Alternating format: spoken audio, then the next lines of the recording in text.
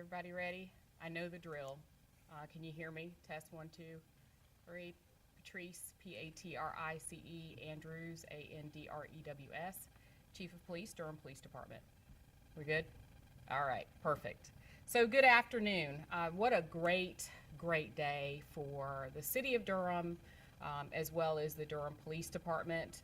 I want to just take a moment and acknowledge the team standing to my left and my right. Obviously, to my left, you know, our manager, Bo Ferguson. And then to my right, this is CTI, our traffic investigator, Gerald Wallace. And then to his right is Director Ryan Smith. Director Smith is the director of the Community Safety Department. So very glad to have them with us today. So we are proud to announce the official launch of the City of Durham's first Civilian Traffic Investigator Program.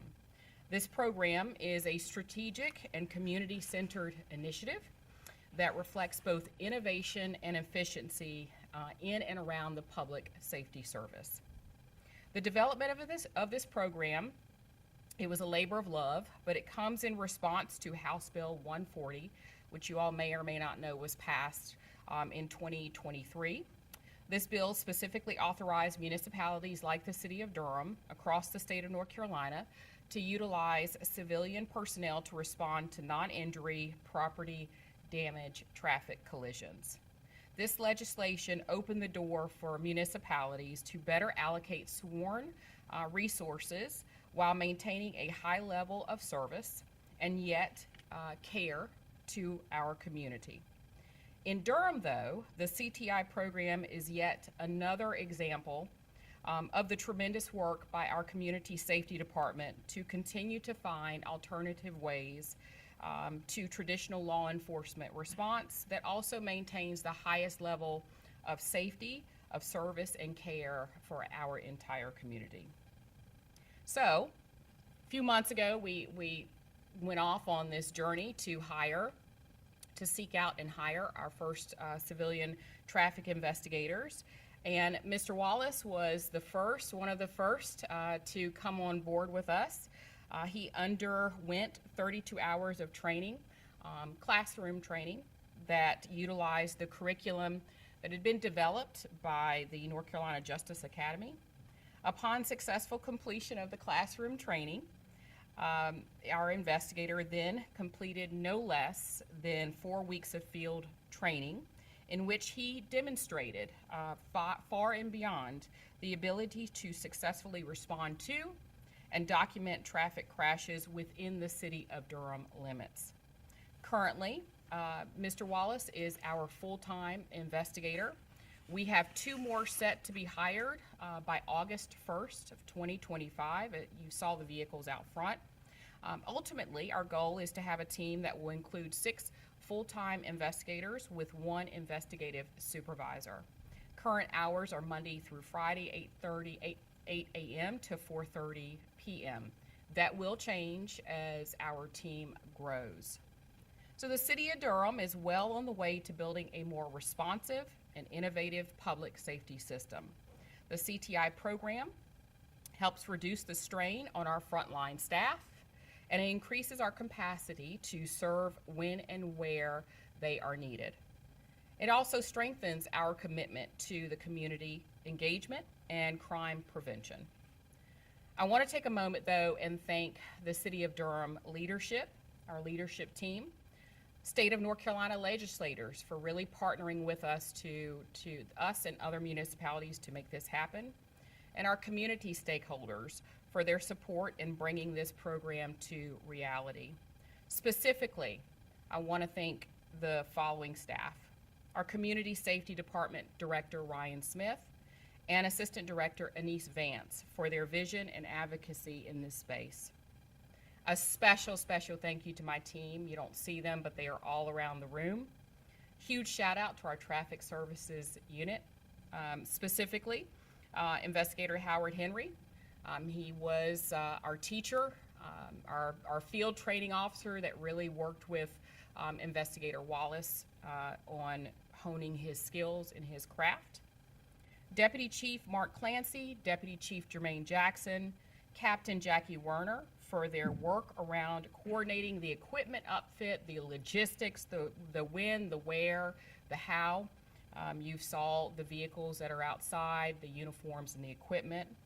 Our training staff for really working very closely with our leadership team and ensuring that we were able to provide the best training that the Durham Police Department is known for. Our staff at Fleet and radio shop, without them, we would have nothing to drive, no radios to talk on. They are truly our tremendous asset here in the city of Durham. And then finally, thank you to Mr. Gerald Wallace for rising to the challenge of becoming our first CTI. So I've done enough talking.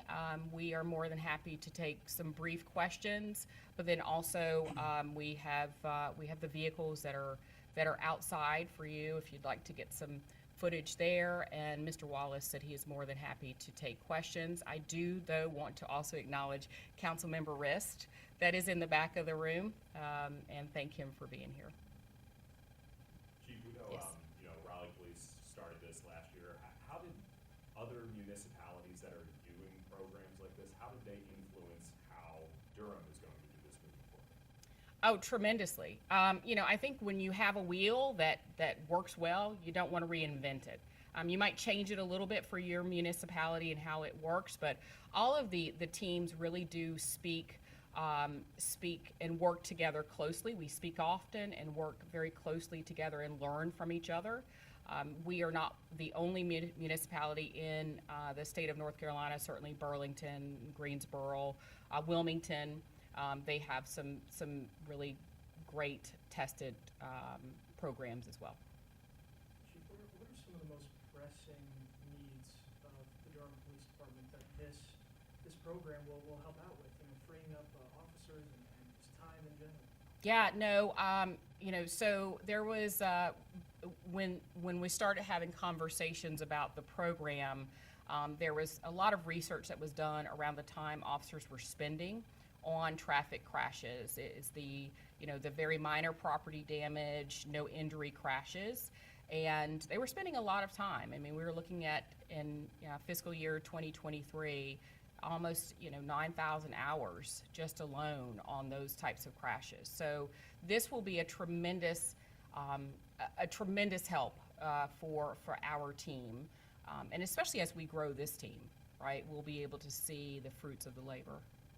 I know, recruiting is always a big thing for departments across the country. Does a program like this try to help balance the current staffing levels, knowing you guys are around 75%, to allow them to kind of do more with less? Sure. No, of course. I think it's always, not every officer loves crashes. We have a whole team that loves crashes, but not every officer loves crashes, right? But really it allows our officers to be able to focus on, other higher priority calls. And they'll have to take crashes here and there, because as soon as there's an injury reported, obviously an officer will have to respond to that. But for the most part, for us, this would be a good, certainly a good recruitment tool. Any idea, how much this will take off officers' plates? Like, if you look at past numbers to see what this program could do to eliminate those crashes from their workload. Well, so data shows us that it'll be a tremendous amount of hours, right? So 9,000, a little over 9,000 hours just on the crashes that Mr. Wallace and ultimately the team will respond to. However, right now we don't have the current data. We're still very young yet, but other municipalities have noted that it truly has made a difference and been beneficial, just on the day-to-day running of the services. Then budget-wise, what does this look like for this part of the department? So upfit first year is always, when you've got cars, you've got to build out and all that. It's right now it's about $600,000 right now. That's with our 3 investigators. The next year after, it will become cheaper because we don't have to upfit cars and things like that. So we're looking at probably about $300,000 to $400,000. A good investment to give your other officers time. Absolutely. absolutely. We hear stories all the time. I mean, people wait, if a bunch of crashes happen in one day, people are waiting. And people are sitting there waiting for someone to come. I mean, what are some of the goals in terms of getting someone to the scene quick now? Well, in a perfect world, we'd love it if no one waited, right? But the truth of the matter is that crashes are prioritized. And probably getting into the DECC world a little bit, the communications world, but crashes with no injury are priority 3 calls, right?